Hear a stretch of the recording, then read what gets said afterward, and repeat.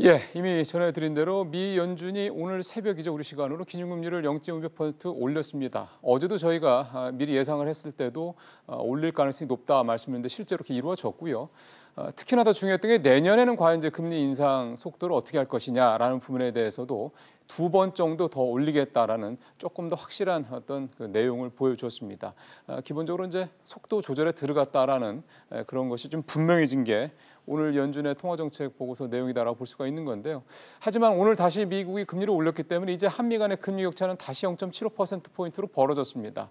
한은으로서는 또 부담이 다시 이제 커진 모양이 됐습니다. 연세대 김정식 교수 전화로 연결해서 미 연준의 금리 인상과 우리 경제에 미칠 영향 얘기 좀 들어보도록 하겠습니다. 교수님 안녕하세요. 네, 안녕하십니까? 예, 뭐 계속해서 금리를 올릴 것이냐 말 거냐 미국 내에서도 조금 뭐 설왕설래가 있었는데 일단 올리는 쪽으로 방향을 잡았는데 어떤 면에서 그렇게 됐다고 보십니까?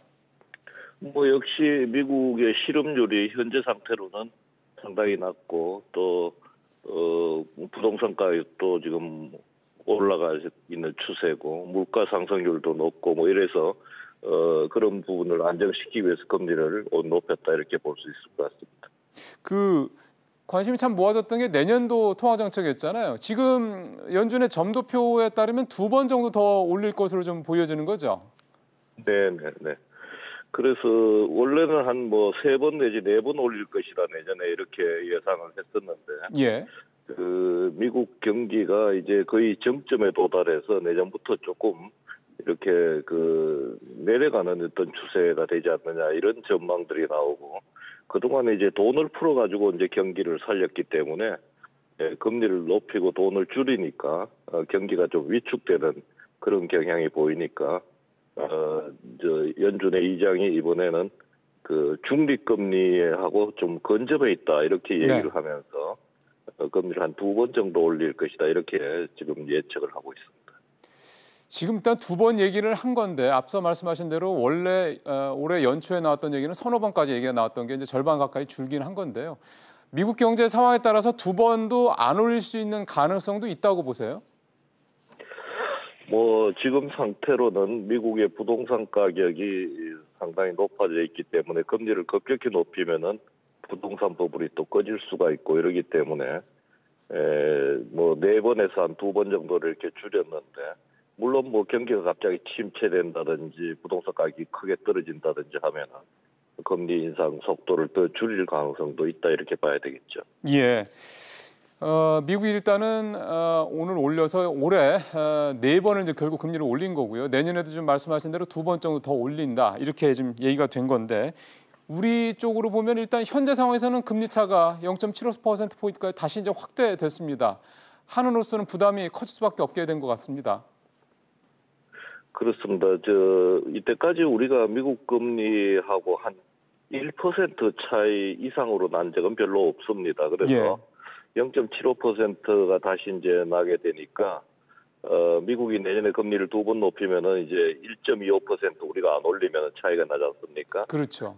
그래서 그렇게 본다면은 내년에 그 한국의 총재께서도 그렇게 얘기를 했습니다만은 내년에 한 번 정도 올릴 수 있는 그런 가능성이 있지 않나 이렇게 봅니다. 그러면은 만약 미국이 2번 올리고 우리가 한 번 올리면 이제 금리 차이가 1% 차이가 나게 되는 거죠. 그러네요.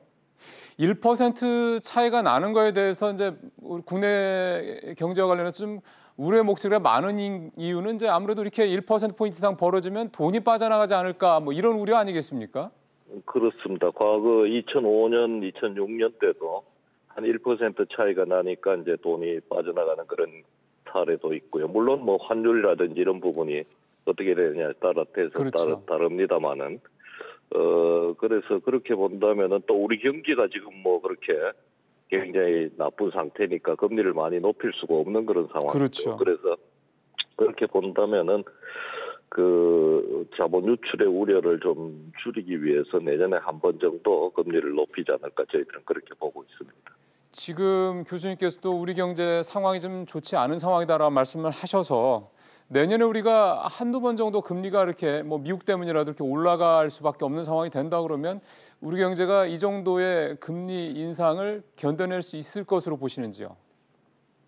뭐 한 번 정도 금리를 높이는 걸로는 큰 충격이 없을 거라고 그렇게 생각을 합니다만은 뭐 그 외에도 이제 정부가 또 확대 재정 정책을 그렇죠. 경기 경착륙을 막으려고 그러고 있고 또 기업의 투자도 좀 유도하겠다 이런 그 정책 방향을 내고 있으니까 뭐 수출 부분에서 큰 충격이 없으면은 예.